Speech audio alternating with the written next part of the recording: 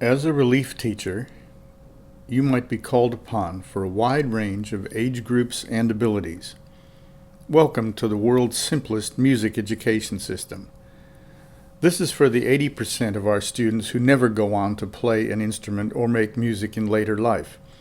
Music educators around the world have been looking for a pop music system that's fun and sounds good. Here it is. No special gadgets. The only essential equipment is the backing tracks you can download from this course. These backing tracks have special chords. In educational terms, they're scaffolds. The object is that students acquire the confidence that they can make music without needing the scaffold. My system allows students at any level to play along, sound good, and not have to worry about hitting a wrong note. More advanced students can apply the system to multi-tracking, individual study, or making a music video.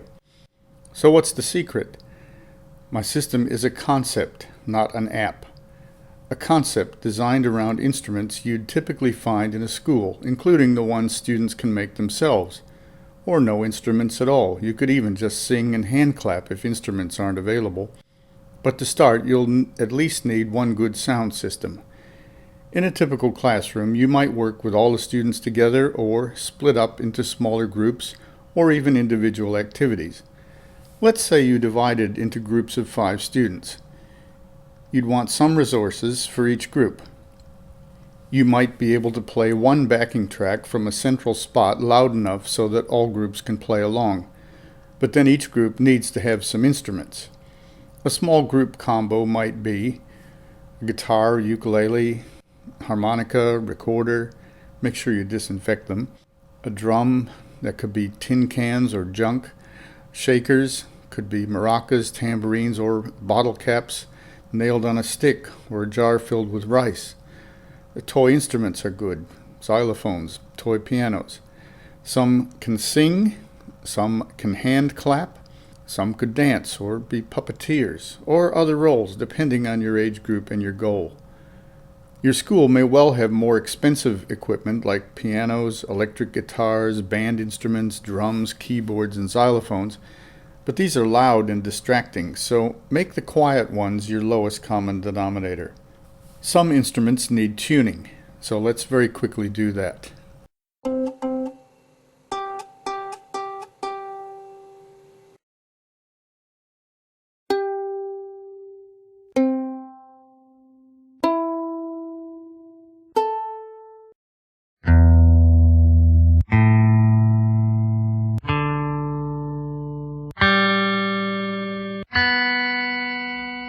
Now we're in tune. The first thing is to discuss the lesson. The educational goals are rhythm, tonality, and playing by ear. So by the end of a single session, your students have patterns that allow them to play many songs by ear. We start with some special chords to demonstrate strumming and jamming by ear. So pick up a ukulele and just start strumming with open strings. Hold your palm against the strings while striking the back of your fingers like this. Let's put a bit of rhythm into it and play along with this. Notice how the open strings always fit in with this tune. That's because I've programmed it with special chords. This is what it would look like in conventional notation. A lot of fancy fingering and a lot of memorizing. But these special chords all actually have just one set of notes. The notes you're playing with the open strings. We're using the open strings as a C chord, but these notes also make up these chords. That's what you're hearing. So that's how my system works. It rewrites the music to fit your playing. That's why I can call it revolutionary. It's pretty much the reverse of all other music systems. In all other systems, you'd be mastering finger movements to fit the music. In my system, we play simple chords with one finger and reverse engineer the music to match. The ukulele is in a different key to a guitar because a uke is like a section of a guitar. So where the open strings of a uke make a C chord, the guitar open strings are a type of G chord. So it will play along with this version in the key of G. Again, these special chords are just different combinations of a single set of notes. so you can't hit a wrong note, just bang away. That's the principle of my system. Special chords programmed to match your playing, rather than vice versa in traditional systems.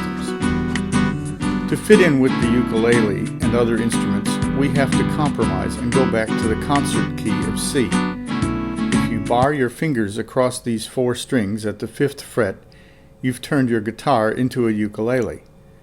It's now the same open string type of C chord we played with the ukulele, and we can play both instruments along with this song, a bit like Santana. But we'll want to do more. Now, if we lift the finger off the guitar, we have a type of G chord.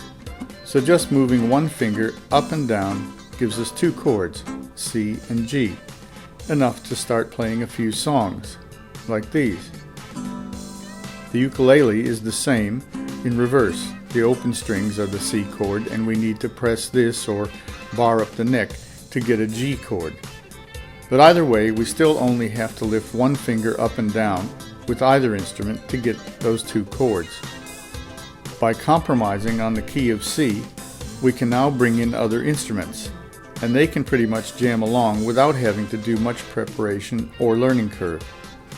If you blow into the left opening of a harmonica, you get a C chord. Cover all the holes on a recorder and you have a C note. Lift up the lower 4 fingers and you have your G note. This miniature accordion fits well with, you guessed it, the key of C. Xylophones, kazoos, and oh yes, keyboards. So many notes to choose from. Get them to put stickers on the C and G notes. With percussion, we don't have to think about notes, and they're half the fun. Clapping hands, snapping fingers, real drums, toy drums, junk drums, shakers. Percussion can make up the majority of your group, so you don't have to worry about special musical equipment or a computer. Just download and burn the backing tracks to a disc or MP3 player. Any ghetto blaster will do. The more you crank up the volume on my special backing tracks, the more instruments you can add without having to worry about any instrument dominating. In my system, it doesn't matter much if you hit notes out of sequence. The overall effect depends on how tight the band is, that is, how well they cooperate and keep the beat. Point is, Jack, last week you told me you were going to make a new arrangement and I would have the solo. Well, Fred, it just didn't work out that way. I see.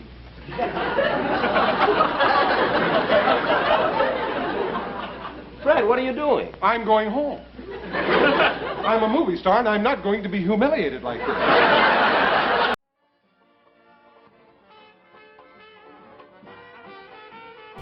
Obviously, the noisy instruments like recorders should be used sparingly so they don't drown out everything else.